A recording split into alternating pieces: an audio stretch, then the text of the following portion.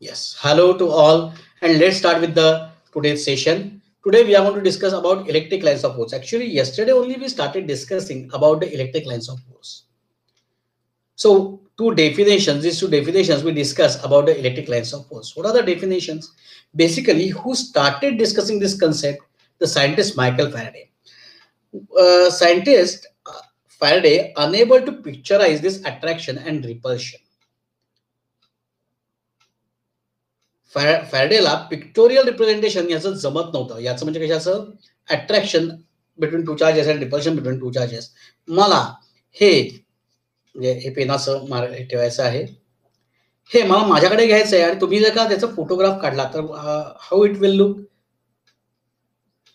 It will look somewhere like this. तुम्ही पटकायचा snap काढला तर is it right. So this is a pictorial representation. Like the same way, how can we represent positive and negative charges are moving towards each other or moving away from each other, positive and negative charges. So he stated that when the charges are attracting or repelling each other, there is no miracle, so there should be force and there should be the line of force like this. If I want the mouse, then my hand is going to behave the line of force.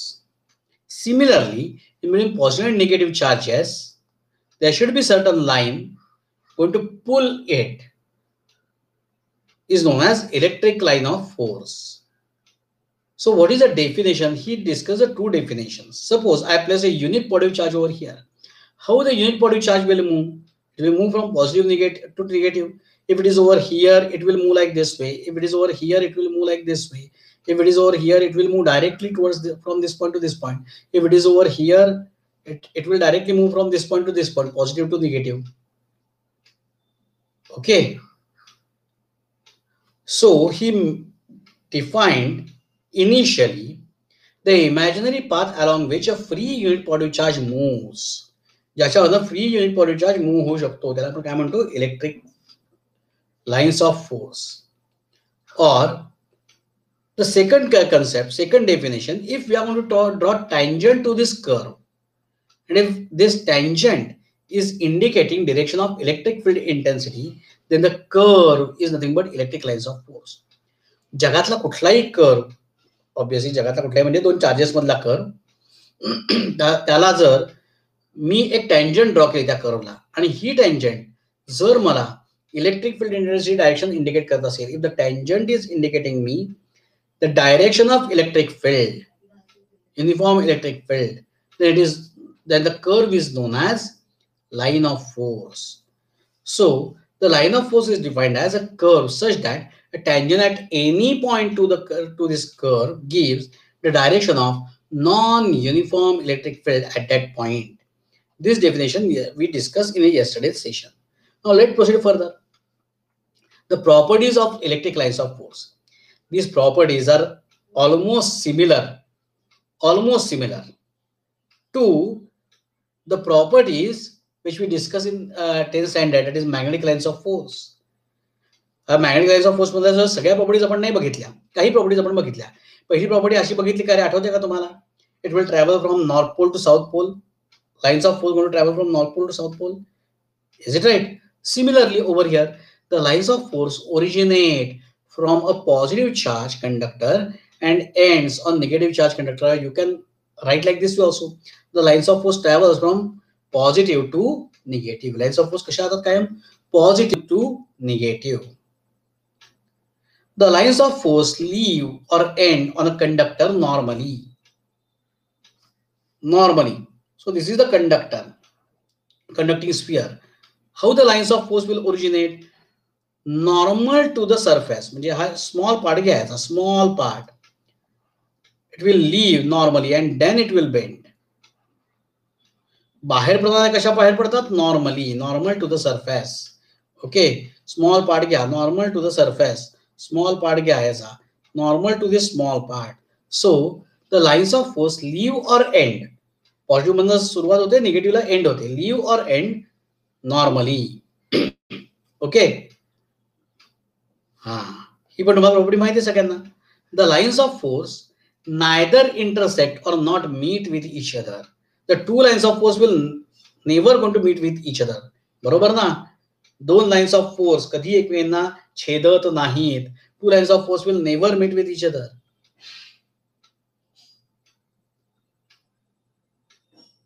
का? का बरं असं? का बरं असं? ह्या सगळ्या फॅरेडेनी state केलेल्या प्रॉपर्टीज आहेत. का बरं असं? Never meet with each other. काही नाही, भांडणं असतील म्हणून भेटत नाहीत एकमेकांना, स्वभाव जुळत नसेल. What is the answer? What do you feel?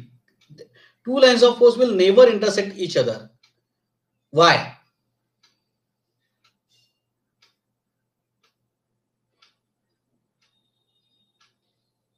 Y? तुम्हाला काय वाटतं ते लिहा. मग आपण बघूया करेक्ट आहे का रॉंग आहे.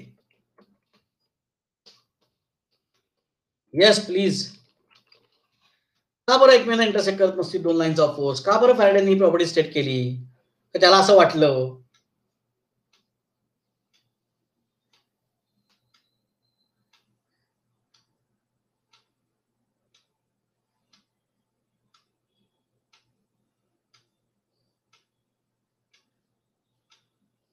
नाही, they will never intersect each other.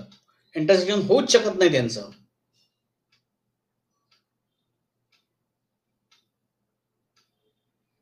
Why parallel, Bhargav? That's why I'm asking. Why parallel?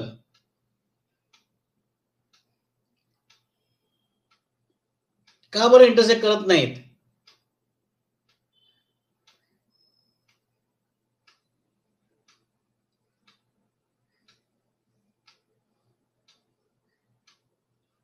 Yes.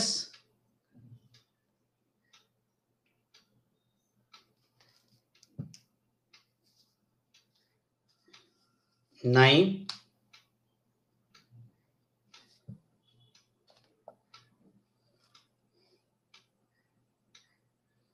जो कोण करेक्ट आन्सर देईल ना त्याला माझ्याकडे कॅडबरी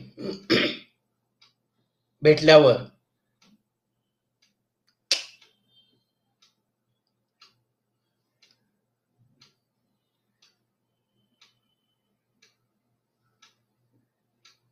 टू डायरेक्शन कुठल्या? It will show two directions. कोणत्या दोन directions?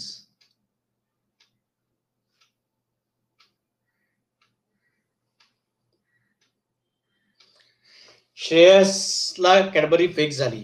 Shreyas, you are absolutely right. अरे मित्रांनो, आता आपण बघितलं की नाही? काय बघितलं? What is electric lines of force?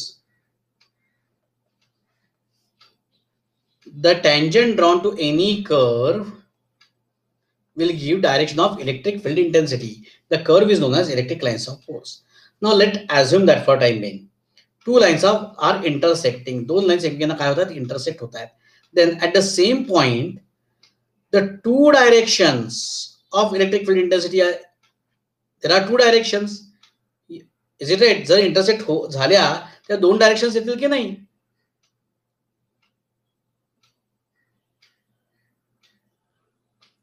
Which is not possible. Why not possible? दोन डायरेक्शन. आपण पहिली डेफिनेशन बघूया. पहिली डेफिनेशन म्हणजे काय होती? The path along which unit body charge moves. बरोबर आहे. पाथ अलॉंग विच तो युनिट बॉडी चार्ज ना इकडून इथे ठेवला तर इथून इथे आला. त्याने जायचं कुठे? आता इकडे पण इलेक्ट्रिक फील्ड आहे, इकडे पण इलेक्ट्रिक फील्ड आहे. मग असं नाही ना होणार, तो इकडे पण चाललाय आणि इकडे पण चाललाय, एका डायरेक्शनला जाईल. तो बॉडी चार्ज आयदर इकडे जाईल किंवा इकडे जाईल. हो की नाही? सो इट्स नॉट पॉसिबल की एकाच पॉइंटला दोन इलेक्ट्रिक फील्ड इंटेन्सिटीज आहेत. एक म्हणजे त्या पॉइंटला तो चार्ज इकडे पण चालला आणि तिकडे पण चाललाय असायचं प्रेडिक्शन होईल, विच इज नॉट पॉसिबल. तो एकीकडेच जाईल, दुसरीकडे राहणार नाही चार्ज. हा, तो चार्ज एकीकडे जाईल, दुसरीकडे जाणार नाही. एक पत्नी, एक वचनी, एक बाणी. It will travel only in one direction. Okay. Therefore, Faraday stated that two lines of forces will never intersect each other. त्या कधी एकमेकांना इंटरसेक्ट करत नाहीत, करणार नाहीत. Getting to all of you. आणि आता इथेच तुझं आन्सर आलं पार्थ, जे तू विचारलं होतंस. समजा तू इकडे एक प्लस ठेवलास आणि काय केलंस, मग इकडे प्लस ठेवलास आणि इकडे मायनस ठेवलास असं म्हटलंस ना. आणि इकडे प्लस ठेवलास, इकडे मायनस ठेवलास. मग हा याच्यावर इंटरॅक्शन करणारच नाही ना. कशाला याच्यावर इंटरॅक्शन करेल? जवळचा हा झाला ना, इंटरॅक्शन अशी सुरू होईल.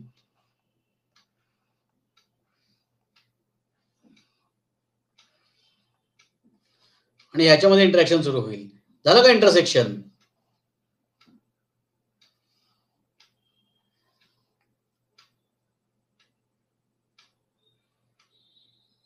Okay. So two lines of force will never ever intersect each other. Getting the all 3 points. Let's move towards the fourth one. The lines of force do not pass through. हा अतिशय वेगळा आणि महत्वाचा point आहे. The lines of force do not pass through conductor. That is, electric field inside the conductor is always zero, but it passes through insulator. हे मधनं नाही लक्षात ठेवलं तरी चालेल. प्रॉपर्टी मूळ ही लक्षात ठेवायची. The lines of force do not pass through conductor but passes through insulator. Lines of force cannot pass through conductor. इथे current म्हटलेला नाही. Don't get confused. Current is a different thing. Lines of force is a different thing. हा इथे असं म्हटलं असतं the current do not pass through conductor, तर मी त्याला wrong म्हटलं असतं. इथे करंट नाही. Lines of force is a different thing. Current म्हणजे काय? ऍक्च्युअल चार्जेस फ्लो होतात त्याला आपण करंट म्हणतो. हो की नाही रे मित्रांनो? ऍक्च्युअल चार्जेस फ्लो होतात. फ्लो ऑफ चार्जेस त्याला आपण करंट म्हणतो. हे चार्जेस फ्लो होतात का? नाही. म्हणजे गंमत लक्षात घ्या. मी प्रत्यक्ष पळायला लागलो तर तो करंट झाला. पण मी इथनं फक्त हा पेन उचलला, हा करंट झाला का? तुम्ही करंट म्हणणार का? नाही ना. किंवा माझ्या हाताच्या मोशनला करंट म्हणणार का? नाही. माझ्या हाताची मोशन, माझा हात ही लाईन ऑफ फोर्स आहे. Okay, clear. सो ह्याच्यात डिफरन्स आहे. कन्फ्यूज व्हायचं नाही. करंट वेगळा. Current going to flow through conductor, but lines of force do not pass through conductor. Lines of force कधीही कंडक्टर मधून जात नाहीत. Lines of force do not pass through conductor but can pass through insulators. कसं काय? मी तुम्हाला अजून एक हे सांगतो. हे बघा, suppose this over here there are two charges. This is a positive charge and this is a negative charge. The lines of forces are traveling from positive to negative. हे बघा निघाली positive to negative, positive to negative, positive to negative, positive to negative. दिसतात का? Lines of force दिसतात सगळ्यांना? हे बघा जातात इकडून इकडे. मला दिसतात बरं का, हे बघा. So lines of force are traveling from positive to negative. Okay. Now, if I will introduce a conductor, what is a conductor? Conductor means metal. Metal itself having free electrons. Metal मध्ये काय असतात? Free electrons म्हणजे negative असतात. Now, when I will introduce the conductor, what will happen? आता जर का मी याच्यामध्ये conductor introduce केला तर काय घडेल रे? लाईन्स ऑफ फोर्सेस इथल्या इलेक्ट्रॉन बरोबरच काम सुरू करतील ना. निगेटिव्ह चार्ज बरोबर पलीकडे जातील कशाला? माझ्या घराच्या खाली समजा अतिशय एक भाजीवाला बसतो आणि चांगली भाजी विकतोय. फार फार तर 1 रुपयाने कमी जास्त असेल मंडईपेक्षा किंवा मार्केट यार्डपेक्षा. आणि मार्केट यार्डमध्ये तीच भाजी मिळते. मला सांगा, त्याला खालच्या भाजीवाल्याकडनं भाजी विकत घेऊ का मार्केट यार्डमध्ये जाऊ? तो 1 रुपया प्रत्येक भाजीचा वाचवण्याकरता काय करू मी? खालच्या भाजीवाल्याकडनं घेईन ना. मी कशाला मार्केट यार्ड पर्यंत जाईन? त्याचा पेट्रोलच्या खर्चापेक्षा मला 1 रुपया जास्त देऊन खालनं भाजी घेणं परवडेल. इथे तर तो 1 रुपया सुद्धा जात नाहीये त्याचा. मग हा पॉझिटिव्ह चार्जेस इथल्या निगेटिव्ह चार्ज पर्यंत जाईल कशाला? इथल्याच इलेक्ट्रॉन बरोबर काय सुरू करतो? इंटरॅक्शन सुरू करतो. आणि त्याच्यामुळे lines of forces can not pass to conductor. पण हे जर का आपण इन्सुलेटरमध्ये केलं तर इन्सुलेटरमध्ये काय घडेल? If I will place insulator in between two charges, obviously इन्सुलेटरमध्ये काही फ्री इलेक्ट्रॉन्स नाही आहेत. So lines of force can move through the insulator but cannot pass through the conductor. Insulator मधून लाईन्स ऑफ फोर्स पलीकडे जातात पण conductor मधून पलीकडे जात नाहीत. Getting the reason, getting it to everybody, clear to all? पार्थला एक डाऊट येतो, तो विचार येतो, पण बाकीच्यांना सगळ्यांना क्लिअर झाला का?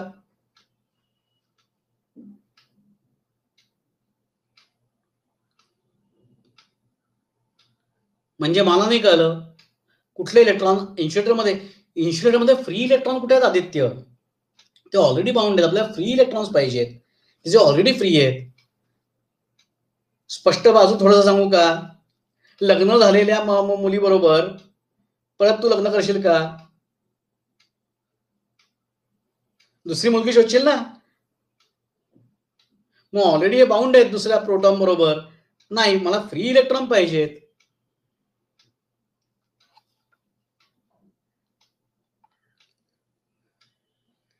जास्तच चांगलं कळलं का आदित्य? ओके.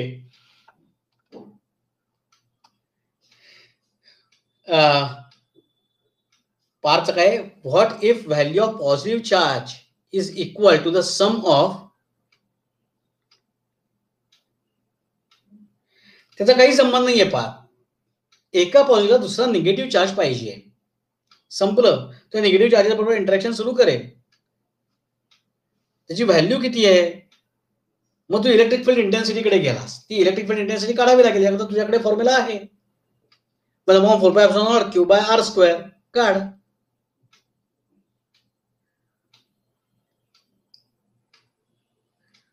येस.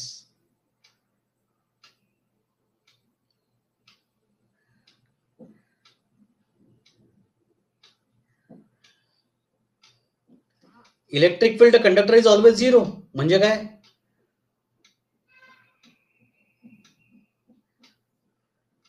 हा, येणार, मी त्या पॉईंटकडे येणार आहे. मी मध्ये जी रेड लाईन खोडले त्या पॉईंटकडे मी येणार आहे. आता एवढा पार्ट कळला का? The lines of force do not pass through the conductor but it passes through the insulator. हा पार्ट कळला ओजस? येस. आता जी लाईन मी कट केली ती मुद्दाम कन्फ्युजन होऊ नये म्हणून मी ती लाईन कट केली. आता त्या मधल्या लाईनला मला एक्सप्लेन करायचं आहे. Electric field inside the conductor is always zero. कंडक्टरच्या आतमध्ये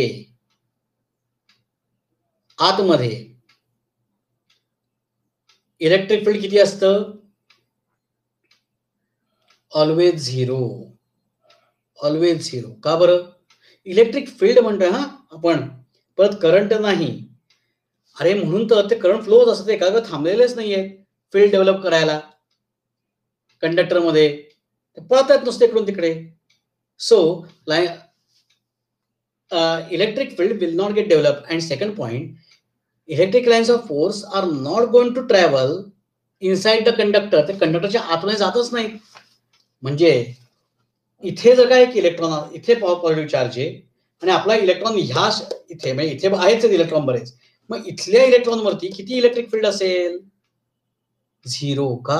लाईन्स ऑफ फोर्स याबद्दल पोचूच शकल्या नाहीत ना. एक एक्झाम्पल देतो. इथे ह्या भिंतीच्या पलीकडे, या भिंतीच्या पलीकडे जे राहतात त्यांचं कपाट इकडे आहे, त्याच्यात लाखो रुपये ठेवलेले आहेत. हे मला असं वाटलं ते रुपये घ्यावे. Assume that. मला भिंतीतून हात घालून घेता येतील का? तसंच्या तसं भोग पाडायचं नाही, काही नाही. मी भिंतीतून हात घातला आणि काढले, असं करता येईल का? म्हणजेच माझं फील्ड पलीकडे चाललं का? ओजस कळतंय का? माझ्या लाईन्स ऑफ फोर्स पलीकडे जाऊच शकल्या नाहीत.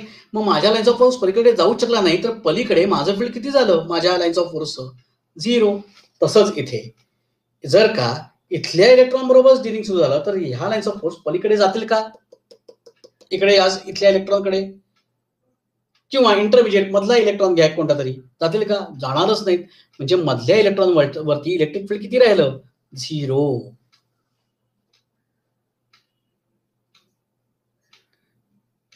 क्लिअर? ती मधली लाईन सुद्धा कळली का सगळ्यांना आता? Getting it to everybody?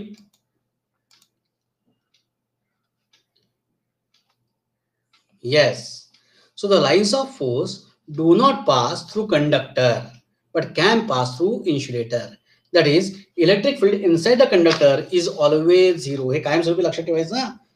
मुलांनो, हे जर स्टेटमेंट विसरला, आता कालची नाही, मागच्या आठवड्यातलीच गोष्ट आहे. मागच्या आठवड्यात मी 12th स्टँडर्डचं इलेक्ट्रोस्टॅटिक्सचं जेईचं शीट सॉल्व्ह करून घेत होतो. त्यात क्वेश्चन होता, the electric field develop at the centre of conducting sphere is, आणि व्हॅल्यूज पण दिलेल्या होत्या चार्जेसच्या, डिस्टन्स दिलेलं होतं. मुलं काढत बसले आणि काहीतरी आन्सर होते सांगितलं, सर हे आन्सर. मी म्हटलं रॉंग.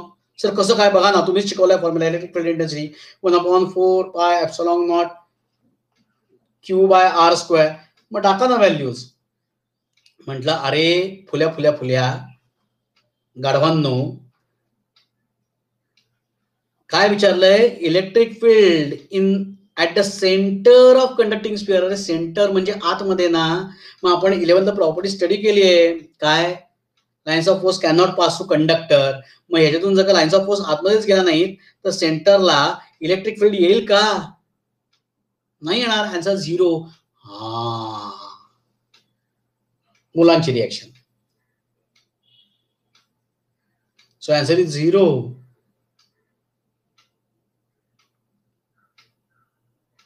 तुमचंही होणार आहे बऱ्याच जणांचं हे पुढच्या वर्षी. या दरवर्षी आत्ता सगळ्यांना ज्या वेळेला ऍक्च्युअल ते एमसीक्यू समोर येतो त्यावेळेला बघूया किती जणांचं होत नाहीये. Let check.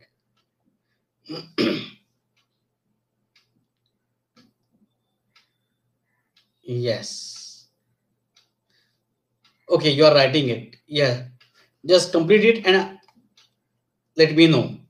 रायटिंग झालं की मला सांगा. आज ऑलमोस्ट आपला सगळा चॅप्टर संपणार आहे.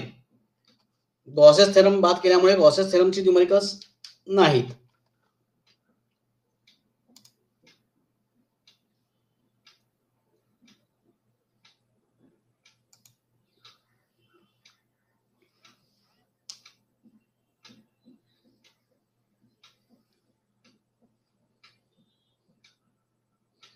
डन. पार्थ, योहान झालं की सांगा.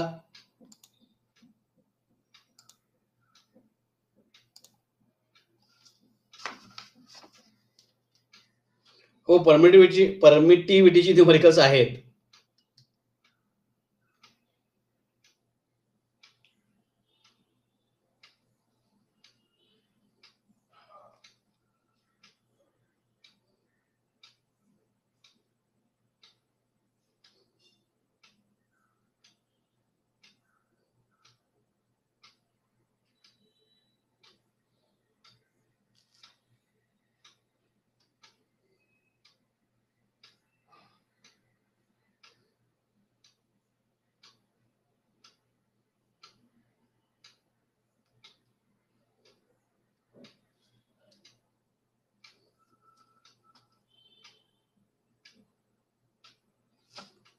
प्रिव्हियस स्लाइड झाली आहे काल.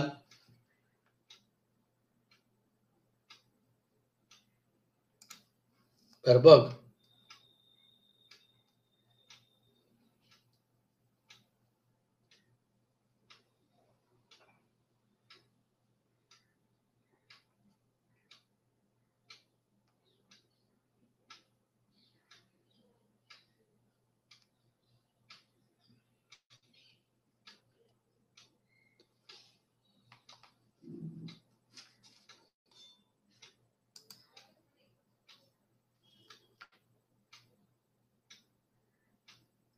योहान झालं का रे?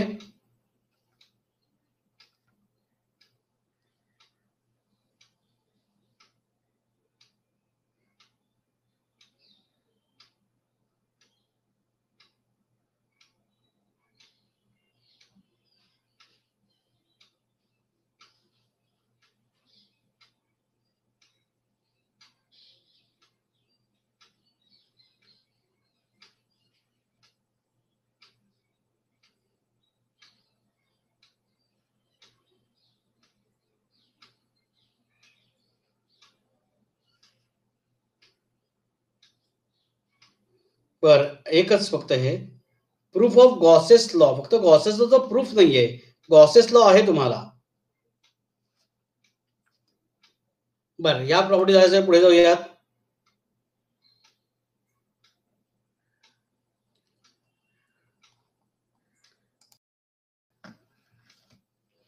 The lines of force have tendency to contract along their lengths.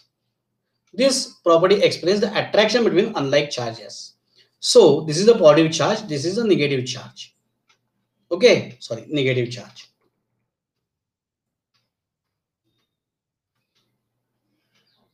These are the lines of forces.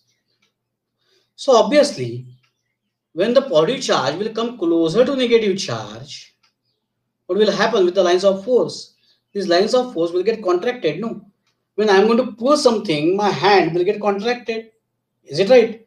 So the lines of force have tendency to contract along their lengths. This property explains attraction between unlike charges. Property का explain करते हैं attraction between unlike charges. Next, lines of force have a tendency to exert lateral pressure on each other. So this is the positive one and this is the positive one. Positive, positive. So line of force will start moving towards this side. Similarly, line of force will start moving towards this side from another charge. Over here, they will start repelling each other, but this repulsion is sidewise repulsion. That is known as lateral repulsion. आपण काय म्हणतो sidewise किंवा lateral repulsion. So because of lateral repulsion, this charge will get pushed towards this side and this charge will get pushed towards this side. And therefore, there is a repulsion. So this is known as lateral means sidewise. So they will exert lateral force or lateral pressure on each other. Magnitude of electric field intensity.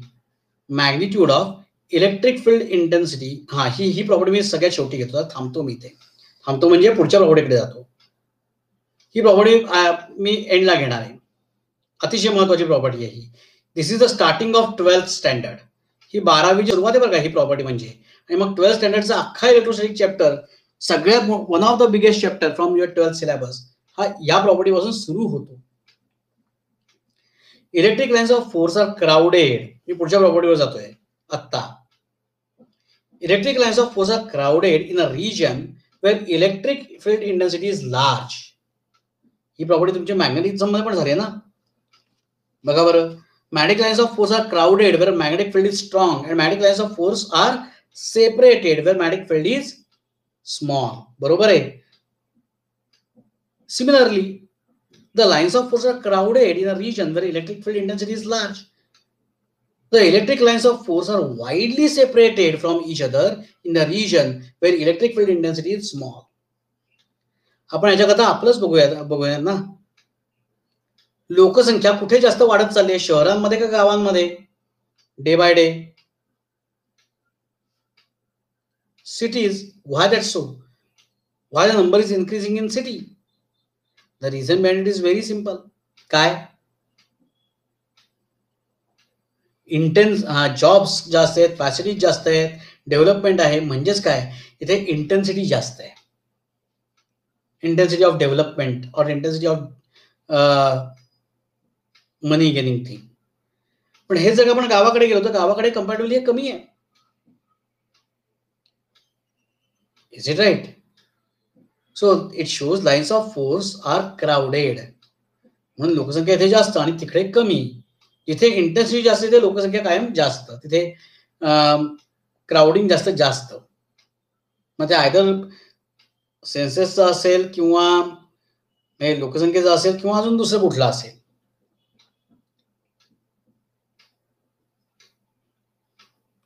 जिथे strong intensity आहे तिथे crowding जास्त.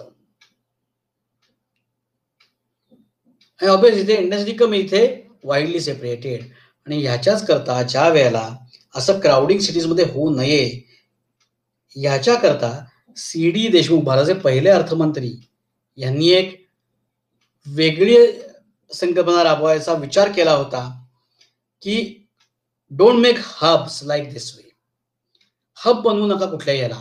हा IT hub, हा तो hub, हा तो hub, असे हब बनवू नका. Let's spread it out in each and every not only city, each and every village also. So प्रत्येक ठिकाणी हे बनवा. सो प्रत्येक गाव हे स्वयंपूर्ण होईल, प्रत्येक गाव हे मोठं होईल. हे प्रत्येक गाव मोठं झालं की यातून प्रत्येक गावाचा विकास होईल. हा आपले पहिले देशाचे अर्थमंत्री C.D. देशमुख यांनी मांडलेला मुद्दा होता. पण याच्यावरून त्यांचं आणि त्यावेळेचे पंतप्रधान यांचे बरेच वाद झाले आणि C.D. देशमुखांना शेवटी राजीनामा द्यावा लागला. असो, ते रिझर्व्ह बँकेचे गव्हर्नर सुद्धा होते. अतिशय मोठी व्यक्ती होती. आपल्या महाराष्ट्रीयन माणूस होता. कोकणातला, रायगड जिल्ह्यात रोहा गावचा.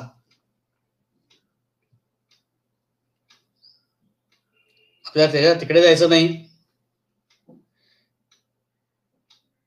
सो क्राउडिंग या कन्सेप्टकडे आपण होतो. त्यामुळे क्राउडिंग आता जे शहरांमध्ये ओव्हरलोड आलेला आहे सगळा, तो त्यावेळेला आला नसता.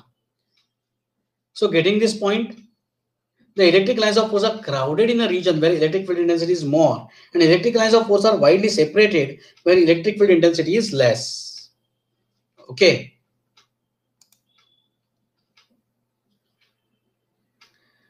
In uniform electric field, electric lines of force are parallel to each other and equally spaced. आता देख आपण युनिफॉर्म इलेक्ट्रिक फील्ड आणि नॉन युनिफॉर्म इलेक्ट्रिक फील्ड बघितलं होतं, आठवतंय? Yes. So in case of uniform electric field,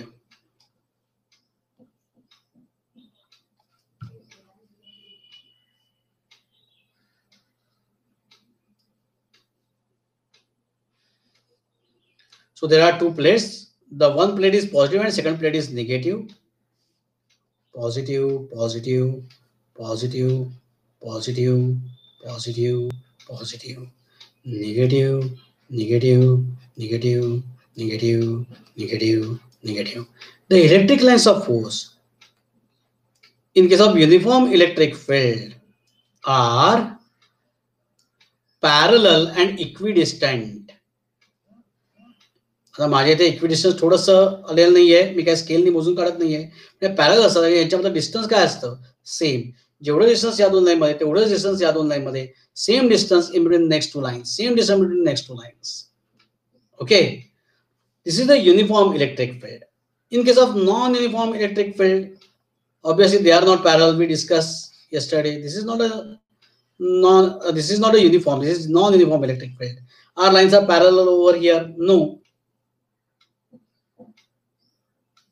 So getting up to this point, सगळ्यांना एवढा part कळला का? ही प्रॉपर्टी कळली का?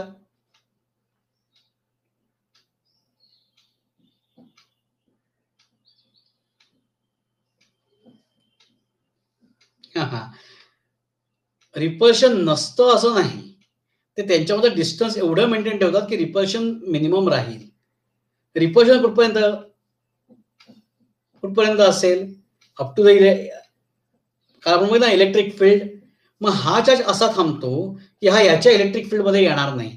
हा चार्ज असं फील्ड ऍक्वायर करतो त्याच्या इलेक्ट्रिक फील्ड मध्ये येणार नाही आणि रिपल्शन मिनिमम होईल. ते होणारच नाही. हर एक का एरिया है, उस एरिया के बाहर खड़े रहे तो कोई प्रॉब्लम नहीं है उसको. Once we are going to cross the area, yes.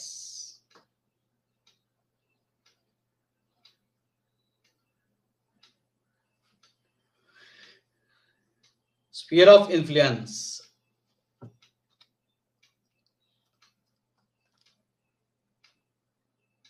हा, आता ती आपण जी प्रॉपर्टी सोडली ना, त्यात थोडंसं डिस्कशनला सुरुवात करूया.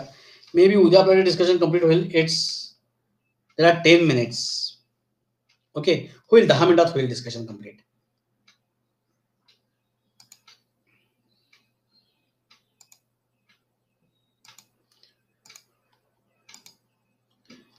Magnitude of electric field intensity is proportional. Magnitude of electric field intensity E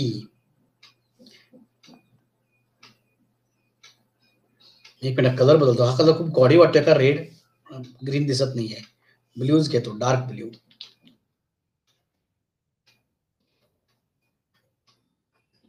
The magnitude of electric field intensity is proportional to the number of lines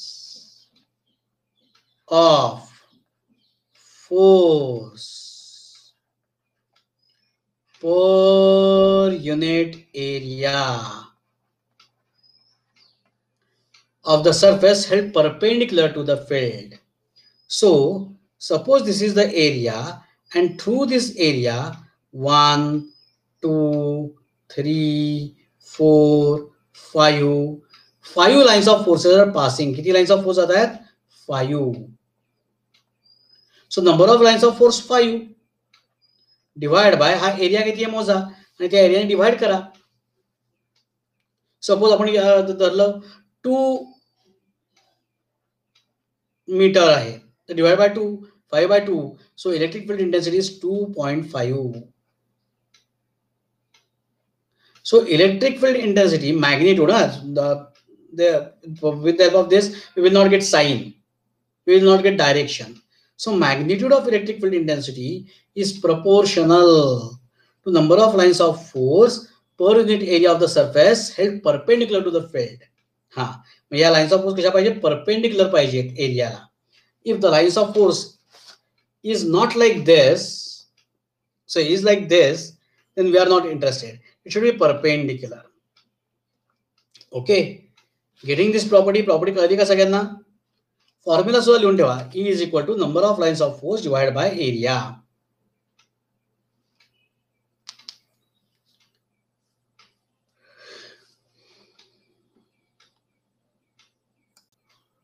आता कॉपी करून टाका.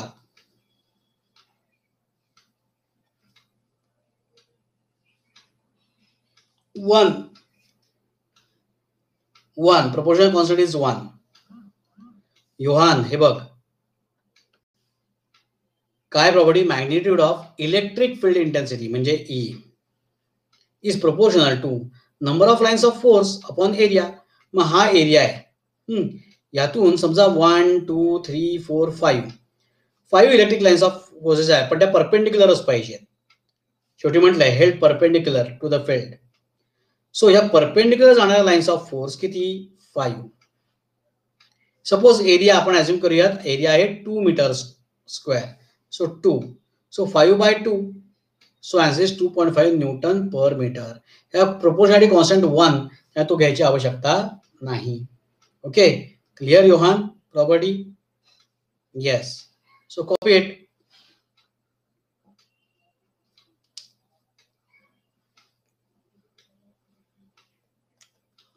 ओके, आर्यनचं झालं.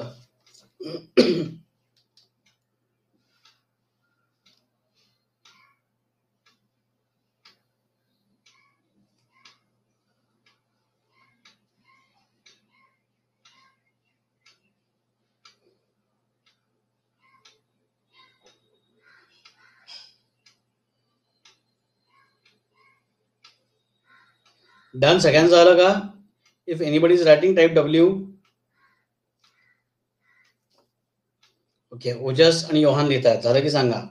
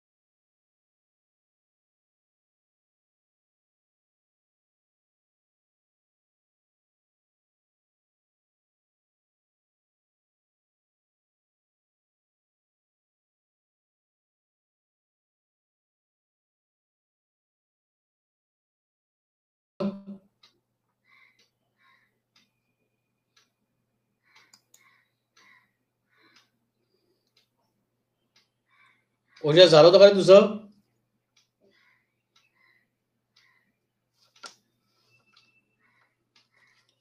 पटकन घे, थोडा स्पीड वाढव म्हणजे आपल्याला शेवटचा पॉईंट कव्हर करता येईल.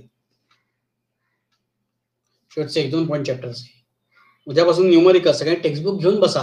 टेक्स्टबुक मधलीच आपण न्यूमरिकल सॉल्व्ह करणार यातली. रिझन असं की इथे टेक्स्टबुक मधली अँसर्स बऱ्याच न्यूमरिकल्सला टेक्स्टबुक मधली अँसर्स भयानक चुकलेली आहे. त्यामुळे तुम्ही जेव्हा सॉल्व्ह करायला जाता त्यावेळेला कन्फ्युजन व्हायला नको. त्यामुळे मी टेक्स्टबुक मधलीच न्यूमरिकल सॉल्व्ह करणार आहे.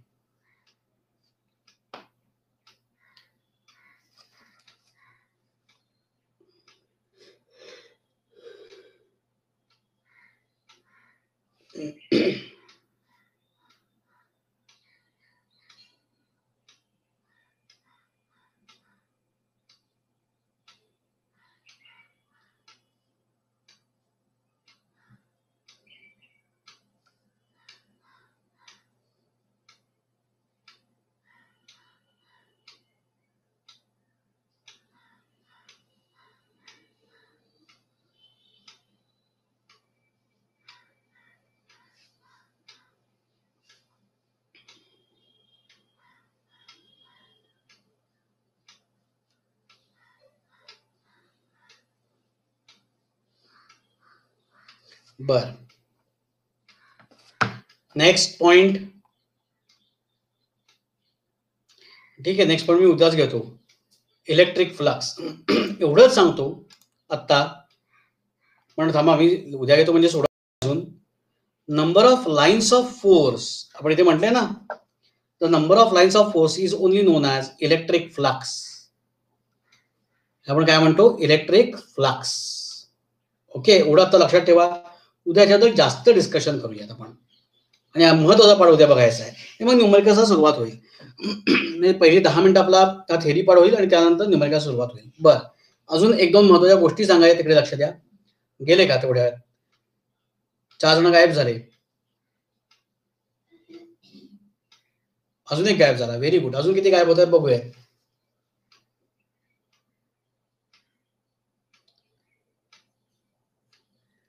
ह्या सोमवारी गुरु आणि शनी, Jupiter and Saturn, this 2 planets are going to come very close to each other. हे 2 प्लॅनेट्स हे एकमेकांच्या अतिशय जवळ येणार आहेत. So there is a chance you can observe it. गुरु आणि शनी एकमेकांच्या अतिशय जवळ आले, तुम्ही बघू शकता. Provided the sky is clear.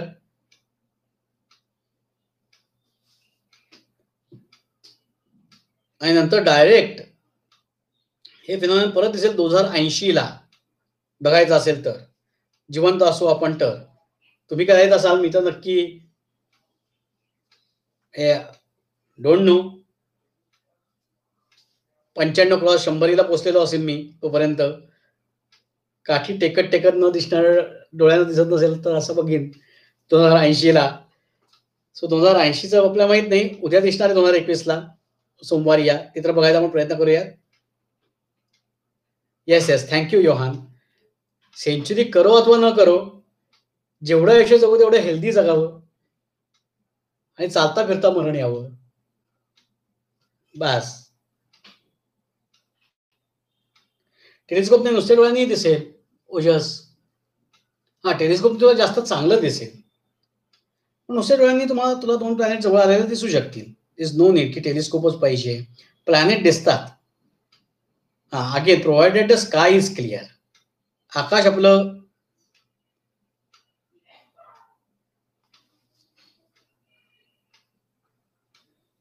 नको आर्यन.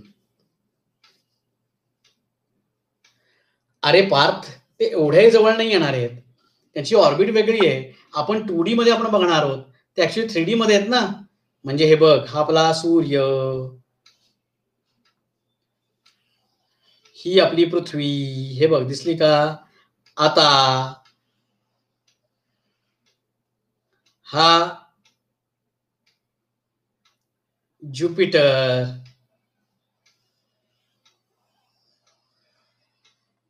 हा सॅटर्न. थोडंसं मला अंतर वाढलं असेल थोडं एक कम्पॅरेटिव्हली, हा तू विचार कर बरं. आपण इथून बघणार ते आपल्याला जवळ आल्यासारखे वाटणार. हा इथे कुठेतरी असेल आणि हा इथे कुठेतरी असेल. ऍक्च्युली जवळ म्हणजे ते एका ऑर्बिटमध्ये फिरतायत का? म्हणजे शेजारी शेजारी नाही येणार ते ऍक्च्युली. आपल्या 2D व्हिजनमुळे आपल्याला ते जवळ आलेले दिसणार. पण ते ऍक्च्युली त्यांच्यामध्ये हे बघ, हे हे असं आहे त्यांच्यामध्ये. खरं तर हा ज्युपिटर आहे आणि हा सॅटर्न आहे. खरं तर ते असे आहेत एकमेकांपासून.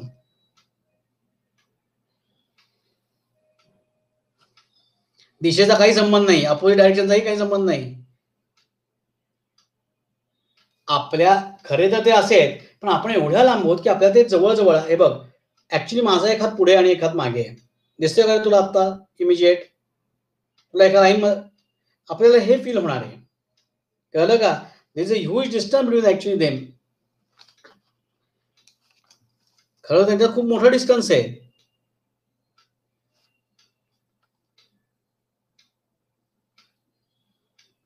ते एका ऑर्बिटमध्ये असते डेफिनेटली ते कोलाईड होऊन मग काय झालं असतं माहीत नाही.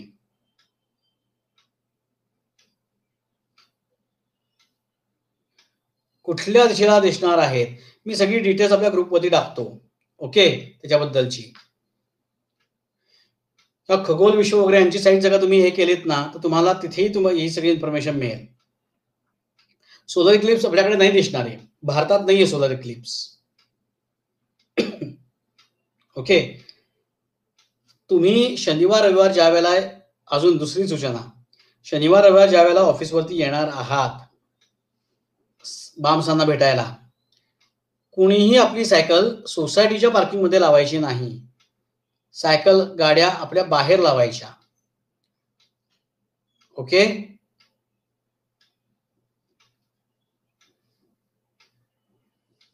येस.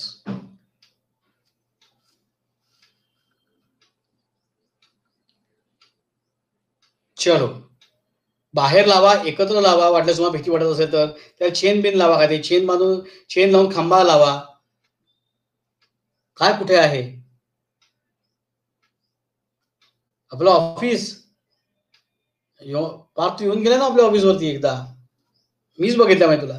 मग अरे बिल्डिंगच्या बरोबर समोर लाव. सोसायटीच्या आपल्या. कॉमन रस्त्यावरती. बरोबर समोरची प्लेस आहे.